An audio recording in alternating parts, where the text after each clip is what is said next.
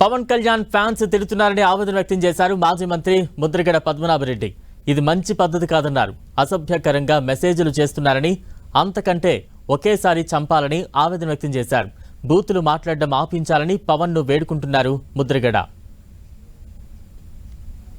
కూడా పవన్ గారు వారి మాటలో పూర్తిగా సినిమా రంగాన్ని వదిలేసి ప్రజాసేవకి మీ జీవితాన్ని అంకితం చేయండి.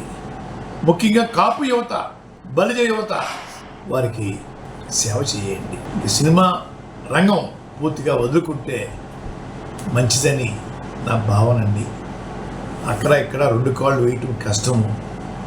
ఎన్టీ రామారావు గారు లాంటి వారే ఇక్కడే కొనసాగారండి. ఒక సినిమా మాత్రం పర్మిషన్ పుచ్చుకునే నటించారు. ఆ దాన్ని మీరు కూడా నడిస్తే బాగుంటుందని అభిప్రాయపడతా ఉన్నాను. దయచేసి పవన్ కళ్యాణ్ గారు, మిమ్మల్ని ప్రేమించే యువత నిత్యం బూతులు పెడతా ఉన్నారు మెసేజ్ ద్వారా. ఇది మంచి పద్ధతి కాదని నా అభిప్రాయం. మీ భాషలో పెట్టాలి అనుకుంటే పెట్టించండి, నేను బాధపడను. దానికన్నా ఒకటి చేయండి. మా కుటుంబంలో 7 ఉన్నాం. నేను, నా భార్య, నా పెద్ద కొడుకు, చిన్న కొడుకు, కోడలు, మనవరాలు, మనవడు.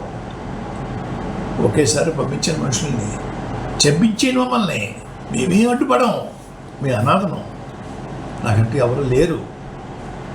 అంతేగాని బూతులు మాట్లాడించడం ఆత్మని వినయపూర్వకంగా మిమ్మల్ని కోరుకుంటా ఉన్నాను.